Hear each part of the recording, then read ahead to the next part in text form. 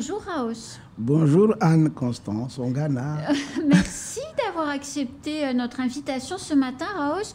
On connaît l'homme politique, on connaît l'habitant de Koungou tempétueux, on connaît le passionné de Voulé, mais on connaît moins l'auteur de livres qui pourtant font date à Mayotte, avec notamment, et vous l'avez amené, Mayotte, j'écris ton nom. Raos, vous avez, pas plus tard que ce week-end, décidé de réunir les auteurs mahorais et de faire renaître une association qui existe déjà, mais de lui redonner du sens. Pourquoi c'est important, la littérature mahoraise, et de stimuler un peu tous ces auteurs? Nous sommes une société traditionnellement orale. Donc, il n'y a pas beaucoup d'écrits sur Mayotte. Et nous étions très peu, parce que le Mahorais, ou les Mahorais qui ont commencé à écrire et à publier, n'ont publié qu'au début des années 1980. Donc, c'est vraiment tardif ce que les Mahorais ont attendu longtemps pour écrire, passer à l'acte.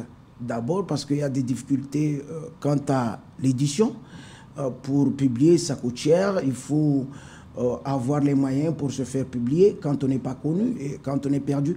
Donc je voudrais d'abord saluer le pionnier en la matière, Youssouf Saïd, ancien secrétaire général du rectorat, dans les années 80, et sa femme, Madame Zara, qui ont produit un livre sur la culture mahoraise appelé Furukombe. Et puis, dans cette lignée, d'autres personnes ont commencé. Et le premier a été Absalam Bako Mambo, qui a produit au début des années 1990. Il est dans les livres que vous avez rapportés, dans un cri silencieux.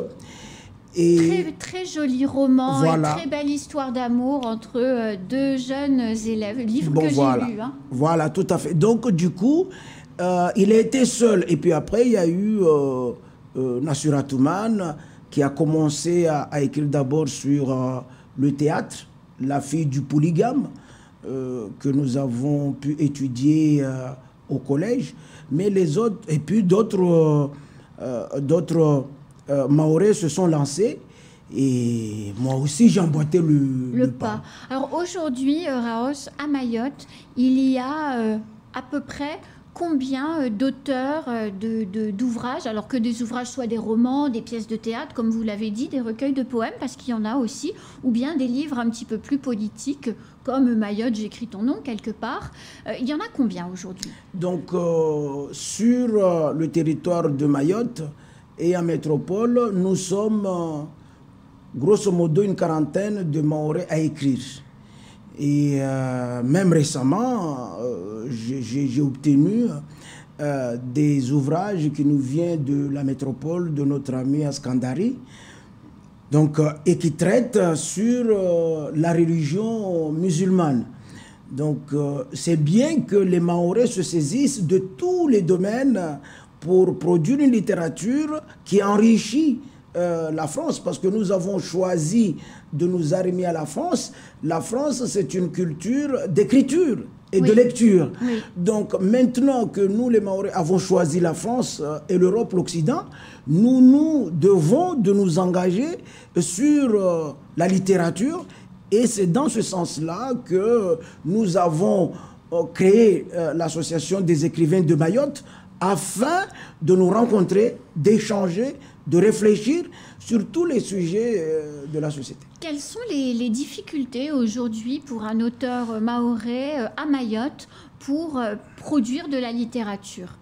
La difficulté, c'est les freins liés à la publication des livres.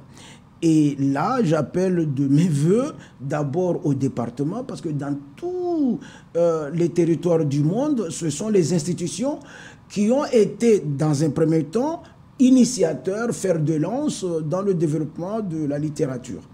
Et après, quand les écrivains sont connus, arrivent, ils peuvent se permettre d'être publiés par eux-mêmes. Par contre, je voudrais aussi que les 17 communes de Mayotte participent. Parce sûr, que oui. les enfants que nous avons sur tous les quartiers, si les communes avaient acheté les livres des auteurs qui existent aujourd'hui, on aurait pu initier des actions au sein des bibliothèques et médiathèques de chaque commune, l'occupation de ces jeunes. Et ces jeunes n'ont aucune manière de vivre que d'être dans la rue. Il n'y a aucun encadrement. Et nous crions qu'il y a une baisse du niveau de la scolarité. C'est normal. Pour réussir en France, il faut aimer la lecture, il faut aimer le français. Tous les problèmes qu'on doit résoudre, les énoncés sont faits en français. Quand on ne maîtrise pas la langue française, on ne peut pas réussir en France. Ça, c'est quelque chose de primordial pour l'ensemble des élus de Mayotte, mais pour l'ensemble des parents aussi, parce que les parents doivent investir aussi sur le livre. Justement, vous dites les parents doivent investir sur le livre, ça coûte cher. Les livres des auteurs mahorais sont vendus au même prix que les livres des auteurs de métropole, d'Afrique, de où vous voulez. Entre 12 et 20 euros pour un livre à la Maison des Livres, par exemple, à acheter. Et on trouve, il y a une très belle table à la Maison des Livres avec effectivement les ouvrages des auteurs mahorais. Comment on fait pour se procurer des livres quand on n'a pas beaucoup d'argent? Mais c'est là où je dis que si les municipalités pouvaient acheter les livres et les ramener dans les communes, dans les bibliothèques, ça coûterait moins cher aux familles qui peuvent accompagner leurs enfants pour aller dans les bibliothèques et les aider à la lecture. Donc c'est un devoir pour les municipalités aujourd'hui, c'est une urgence, parce que sans cela, nous allons vers une catastrophe, parce que culturellement, nous serons paumés, nous serons toujours à la dérive. Et nous allons crier que l'ingénierie viendra de l'extérieur. On parlera des Comoriens, on ne les aime pas, on dira tout ce qu'on veut, mais ce sont des gens qui seront naturalisés français et qui viendront occuper des postes stratégiques à Mayotte, parce que nous, les Mahorais, nous avons été attentistes, nous avons été paresseux. Donc, c'est une façon de lutter contre la paresse, cette association d'écrivains mahorais, pour booster les autres, parce qu'il y a beaucoup de gens qui souhaitent écrire, mais c'est d'abord les institutions qui doivent, à mon niveau, de Quelle mon point va de vue. être la mission, votre première action en tant qu'association d'auteurs mahorais, ça va être quoi? Déjà de lutter contre les préjugés. Avant, les Mahorais étaient globalement de culture orale. Même le Coran, on le lisait, on le récitait, mais il n'y a jamais eu de recherche produite par des Mahorais sur la théologie et sur l'islam à Mayotte. Donc aujourd'hui, le fait de créer cette association, déjà de regrouper et de lutter contre les préjugés, que le Mahorais ne sait rien, le Mahorais ne sait pas, il y a des Mahorais qui savent et qui peuvent, et qui ont fait des études et qui peuvent aussi écrire. Mais il faut leur donner les moyens, il faut leur montrer des références. Quand je cite Bako, quand je cite Moutar, aujourd'hui je citais Askandari, il y a Alain Kamal Martial qui fait de très bonnes choses et qui ouvre Mayotte à l'international. Donc c'est à nous maintenant de nous approprier de nos affaires.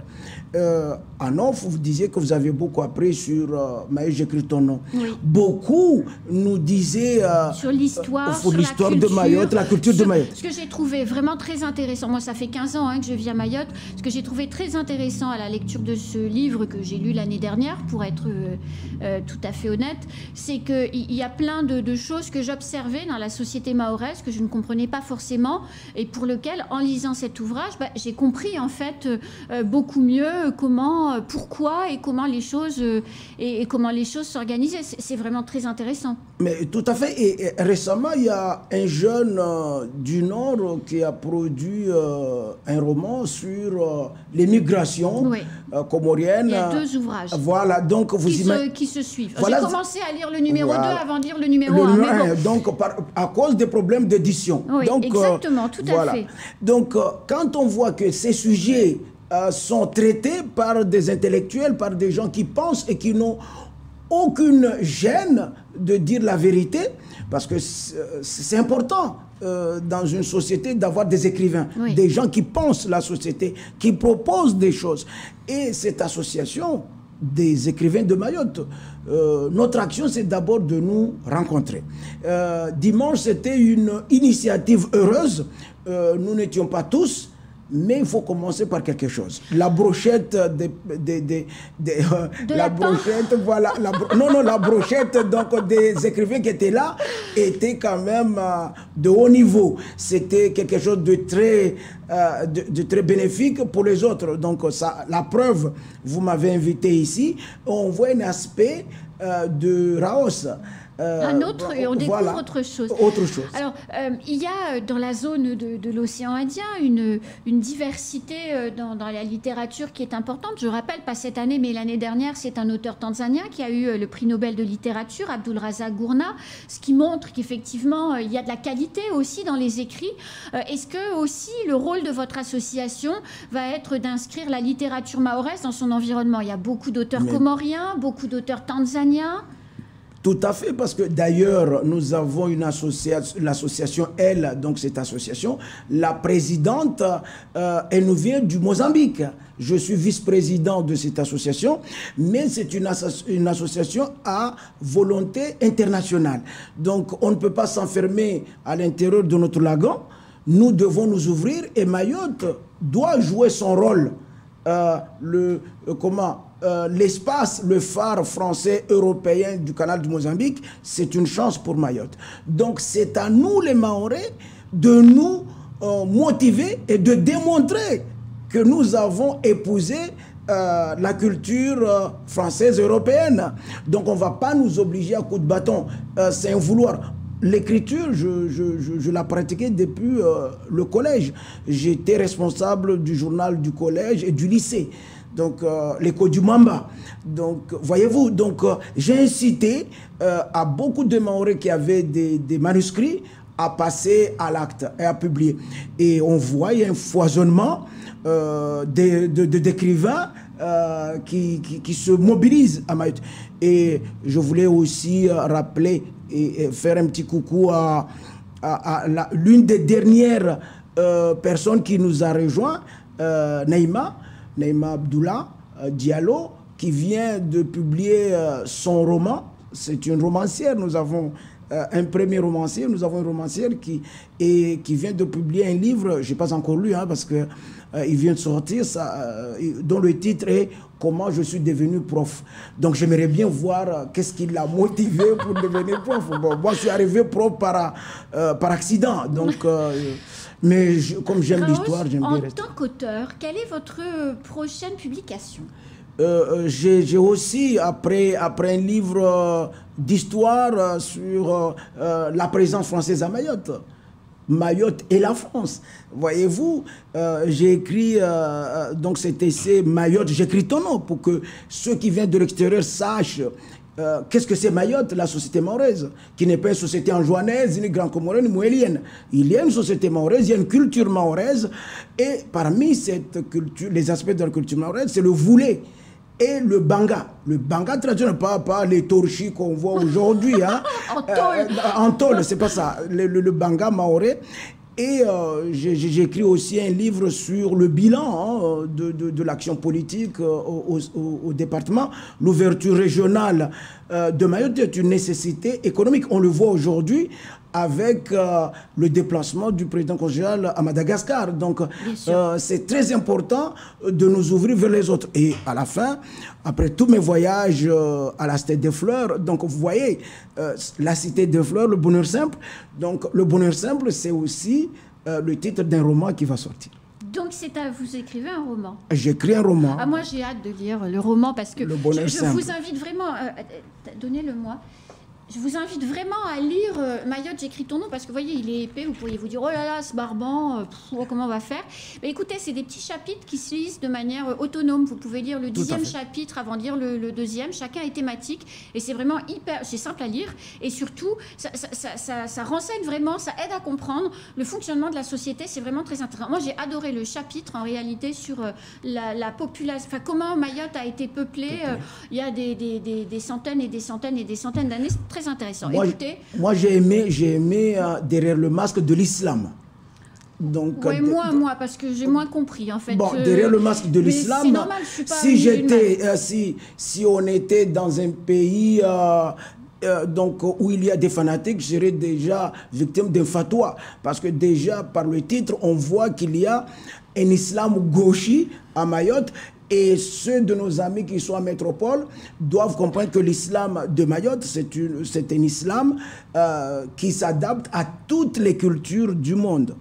En tout cas, merci beaucoup, Raos. Tenez-nous au courant de ce que fait cette association, qu'on puisse en parler, parce que c'est vrai qu'il faut mettre en valeur cette littérature. Et je rappelle, pour nos jeunes auditeurs et téléspectateurs qui nous écoutent, avec le Pass Culture que vous pouvez obtenir à partir de 16 ans, c'est un droit pour tous les jeunes. Vous avez la possibilité d'acheter des livres sans les payer, évidemment, puisque c'est avec l'argent que vous avez sur votre Pass Culture, et ça permet d'acheter des livres dans les principales librairies de Mayotte. Donc n'hésitez surtout pas, il y a vraiment plein de choses à lire de très intéressant. Et moi, je vous invite aussi à créer une possibilité qu'un auteur puisse être invité, souvent pour les genres, pour que tout le monde puisse passer et qu'on voit... Sans problème, vous m'appelez, voilà. et je les recevrai. Et d'ailleurs, j'attends ce monsieur du Nord, là, qui a écrit ces 2 ouvrages, qui devait venir, et pour cause de grève sur la route, il est arrivé, l'émission était terminée. C'est très barbant. Donc j'espère qu'on va pouvoir reprogrammer son temps de parole rapidement. Eh bien, écoutez, c'est la fin de ce premier temps de parole. Merci, Raos. À très bientôt. Oui, à très bientôt.